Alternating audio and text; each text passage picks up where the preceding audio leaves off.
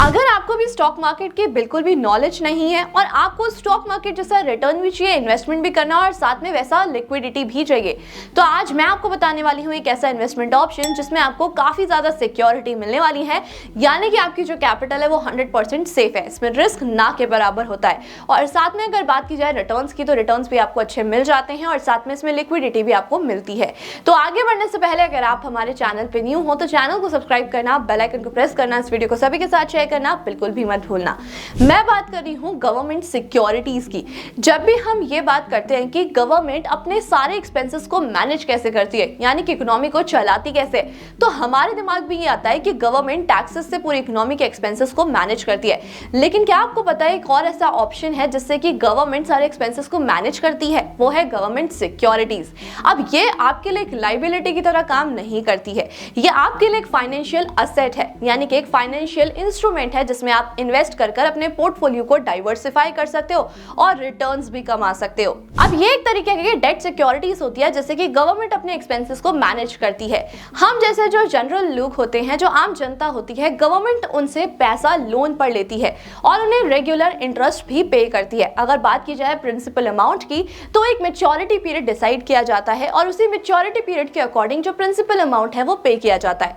वहीं इंटरेस्ट आपको regular basis पे दिया जाता है। अगर आप मंथली चाहो तो मंथली भी मिलता है और साथ में क्वार्टरली या फिर ईयरली इंटरेस्ट भी आप ले सकते हो। अब बात करते हैं कि गवर्नमेंट सिक्योरिटीज कितने तरीके की होती है। बेसिकली 4 तरीके की गवर्नमेंट सिक्योरिटीज होती है, जिसमें सबसे पहले है ट्रेजरी बिल्स। ट्रेजरी बिल्स की बात की जाए तो ये एक प्रॉमिसरी नोट की तरह काम करता है जो कि गवर्नमेंट की तरफ से इशू किया जाता है। अब इसमें अगर आप इन्वेस्ट करते हो तो ये शॉर्ट टर्म के लिए इन्वेस्ट किया जाता है। अब गवर्नमेंट सिक्योरिटीज में भी आपके पास ऑप्शन होता है कि आप शॉर्ट टर्म के लिए भी इन्वेस्ट कर सकते हो और लॉन्ग टर्म के लिए भी इन्वेस्ट कर सकते हो, बट इट डिपेंड्स कि आप कौन से तरीके की गवर्नमेंट सिक्योरिटीज को चूज कर रहे हो। अब जैसे कि अगर मैं बात करूं ट्रेजरी बिल्स की, तो वो शॉर्ट टर्म के लिए ही होती है क्योंकि गवर्नमेंट उसे अपने इमीडिएट नीड्स को पूरा करने के लिए यूज करती है। यानी कि जो इमीडिएट एक्सपेंसेस होते हैं उन्हीं के लिए ही ट्रेजरी बिल्स का अमाउंट यूज किया जाता है। अब अगर इसके मैच्योरिटी पीरियड की बात की जाए तो इसमें आपके पास 3 ऑप्शंस होते हैं, 91 डेज, 182 डेज एंड 364 डेज। अब इसी तरीके से आरबीआई एक और बिल को इशू करती है जिसका नाम है कैश मैनेजमेंट बिल्स। अब अगर कैश मैनेजमेंट बिल्स की बात की जाए तो आरबीआई से शॉर्टर पीरियड के लिए इशू करती है, जिसमें कुछ दिन से लेकर 3 महीने तक का मैच्योरिटी पीरियड हो सकता है। अगर बात की जाए रिटर्न्स की, तो इसमें आपको काफी अच्छे रिटर्न्स देखने को मिलते हैं। इसके बाद आता है डेट गवर्नमेंट सिक्योरिटीज। अब इसका नाम डेट गवर्नमेंट सिक्योरिटीज है तो आप समझ ही गए होंगे। आरबीआई इसे यूज करता है अपने इन्फ्लेशन को कंट्रोल करने के लिए भी और साथ में गवर्नमेंट एक्सपेंसेस को पूरा करने के लिए भी यूज करती है। अब ये एक तरीके के नोट्स एंड बॉन्ड्स की तरह इशू किया जाता है और साथ में इसका जो मैच्योरिटी पीरियड होता है वो लॉन्गर टर्म के लिए होता है। तो अगर आप लॉन्ग टर्म के लिए इन्वेस्ट करना चाहते हो तो ये सिक्योरिटी आपके लिए काफी ज्यादा अच्छी हो सकती है। मैच्योरिटी पीरियड की बात की जाए तो ये 5 साल से लेकर 40 साल तक होता है और साथ में इसका प्रिंसिपल अमाउंट आपको मैच्योरिटी पीरियड पर ही दिया जाता है।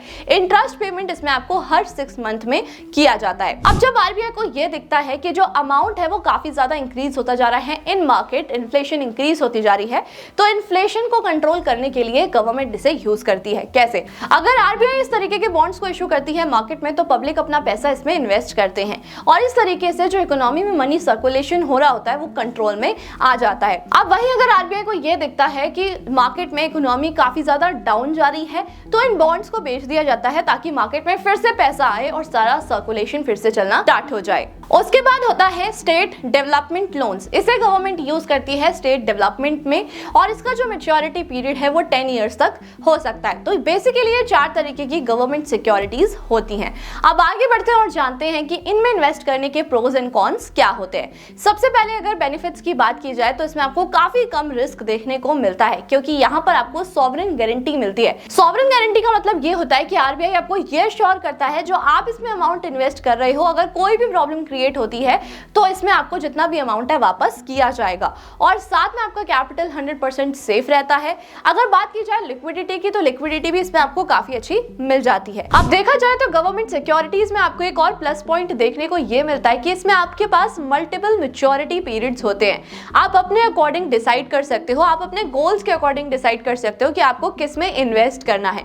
वहीं अगर बात की जाए सेकेंडरी मार्केट की तो ये बॉन्ड सेकेंडरी मार्केट में भी ट्रेडेबल होते हैं जिसकी वजह से इन्वेस्टर्स बहुत इजीली बाइंग एंड सेलिंग कर सकते हैं और सभी के लिए लिक्विडिटी काफी ज्यादा इंक्रीज हो जाती है। अब अगर बात की जाए डिसएडवांटेज की, तो मेजरली यहाँ पर एक डिसएडवांटेज होता है कि इसके जो रिटर्न्स होते हैं वो काफी ज्यादा कम होते हैं। अब अगर बात की जाए रिटर्न्स की, तो रिटर्न्स में भी आपको ऑप्शन दिया जाता है, या तो आप फ्लोटिंग रेट बॉन्ड्स को चूज कर सकते हो या फिर आप फिक्स्ड रेट बॉन्ड्स को चूज कर सकते हो। सबसे पहले समझते हैं कि जो फ्लोटिंग रेट बॉन्ड्स होते हैं वो क्या होता है। आरबीआई जैसे जैसे करके अपने रेपो रेट को इंक्रीज करता है, वैसे वैसे आपका जो इंटरेस्ट रेट है आपके बॉन्ड्स का वो भी इंक्रीज होने लग जाता है, उसे बोलते हैं फ्लोटिंग रेट बॉन्ड्स। बट इसमें एक डिसएडवांटेज ये भी होता है कि अगर आरबीआई रेपो रेट को डिक्रीज कर देती है तो आपका जो रेट ऑफ इंटरेस्ट है उसे भी कम कर दिया जाता है, तो इसके अकॉर्डिंग ही आपको इंटरेस्ट मिलता है आपके इन्वेस्टमेंट पर। अब अगर बात की जाए फिक्स्ड रेट ऑफ इंटरेस्ट की, जो आपको बॉन्ड्स पे मिलेगा वो आपकी एक तरीके से फिक्स्ड इनकम हो जाती है, उस पे कोई भी डिपेंडेंट नहीं होता है। यानी कि अगर आरबीआई अपने रेपो रेट को इंक्रीज या फिर डिक्रीज करती है तो उसका कोई भी इंपैक्ट क्रिएट नहीं होता है उस पे। अब अगर आप इन सारे बॉन्ड्स को चेक करना चाहते हो कि कहां पर इश्यू किए जाते हैं, तो आप आरबीआई की ऑफिशियल वेबसाइट पर जाकर चेक कर सकते हो। साथ में अगर आप फ्लोटिंग रेट बॉन्ड्स में इन्वेस्ट करना चाहते हो तो ये काफी अच्छा ऑप्शन हो सकता है। अब आपको मेरी स्क्रीन पर एक वेबसाइट दिख रही होगी जिसका नाम है RBIRetailDirect.org.in। अब आप भी इस साइट को गूगल पर सर्च कर सकते हो और इस तरीके का होम पेज आपके पास ओपन हो जाएगा। अब यहाँ पर आप देख सकते हैं कि कितने सारे ऑप्शंस अवेलेबल है। सबसे पहले तो आप लॉग इन कर सकते हो आरबीआई रिटेल डायरेक्ट अकाउंट में।